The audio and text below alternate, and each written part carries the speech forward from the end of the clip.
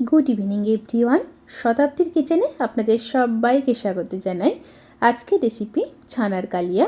ছানা আমরা বিভিন্নভাবে রান্না করে থাকি, কিন্তু যদি এই পদ্ধতিতে একবার রান্না করেন তাহলে ছানার প্রেমে পড়ে যাবেন, এই গ্যারেন্টি আমি দিতে পারি। তাহলে চলুন শুরু করা যাক আজকের এই সহজ এবং সুস্বাদু রেসিপি। ছানার কালিয়া বানানোর জন্য আমি এখানে 1 লিটার দুধকে ভিনেগার দিয়ে কাটিয়ে ছানা রেডি করে নিয়েছি। এবার কড়াইতে সরষের তেল দিয়ে দিলাম। তেলের মধ্যে একটা শুকনো লঙ্কা, 2টো এলাচ, 3টে লবঙ্গ, সামান্য দারচিনি দিয়ে দিলাম।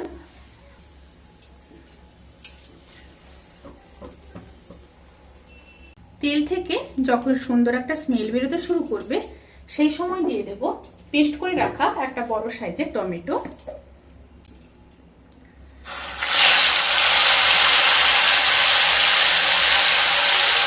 টমেটো দিয়ে একটু নেড়ে দিলাম। এবার সাথে দিয়ে দেব হাফ চামচ হলুদ গুঁড়ো, হাফ চামচ জিরের গুঁড়ো, হাফ চামচ লঙ্কার গুঁড়ো, পরিমাণ মতো লবণ, আদা বাটা দিয়ে দিলাম হাফ চামচ। দিয়ে মশলাগুলোকে লো স্টিমে ভালোভাবে কষিয়ে নেব। মশলাগুলোকে ভালোভাবে কষিয়ে নিয়ে তারপর ফিরে আসছি। মশলাগুলো খুব ভালোভাবে কষানো হয়ে গেছে। এবার দিয়ে দেব কিছুটা কাজু, প্রায় 14-15টা কাজু, আর কিশমিশও আছে প্রায় 14-15টা। দিয়ে আবারও 1 থেকে 1.5 মিনিট খুব ভালোভাবে রান্না করে নেব। 1 থেকে 1.5 মিনিট পরে ফিরে আসছি। কাজু আর কিশমিশ দিয়ে 1 থেকে 1.5 মিনিট খুব ভালোভাবে রান্না করে নেওয়ার পরে এবার দিয়ে দেব ছানাগুলোকে।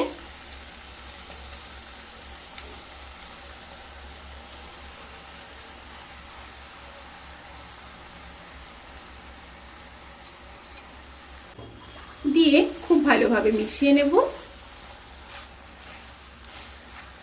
এই সময় স্টিমটা কিন্তু অতি অবশ্যই হাইতে রাখবেন। ভালোভাবে মিশিয়ে নিয়েছি। এবার আবারও 3 থেকে 4 মিনিট রান্না করে নেব। যখন সাইড থেকে এইভাবে তেল ছেড়ে দেবে সেই সময় আবারও একবার নেড়ে নেব।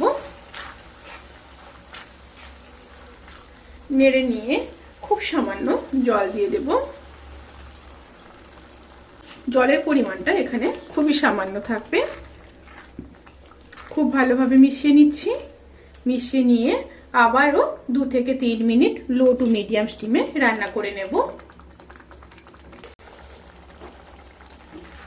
রান্নাটি প্রায় হয়ে এসছে। এবার নামানোর আগে হাফ চামচ চিনি দিয়ে দিলাম। অবশ্যই দিতে হবে টেস্ট ব্যালেন্স করার জন্য। আর দিয়ে দেব হাফ চামচ গরম মশলার গুঁড়ো, 1 চামচ ঘি, আর দিয়ে দিলাম খুব সামান্য ধনেপাতা। এবার খুব ভালোভাবে মিশিয়ে নেব।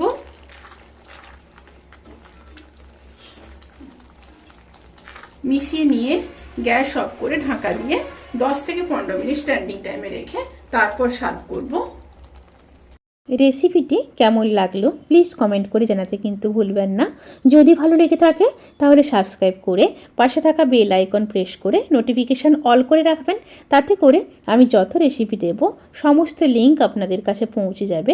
আপনারা সবাই ভালো থাকবেন, সুস্থ থাকবেন, সাবধানে থাকবেন। আজকের মতো এই পর্যন্ত। পরের ভিডিওর জন্য অপেক্ষা করুন। টাটা।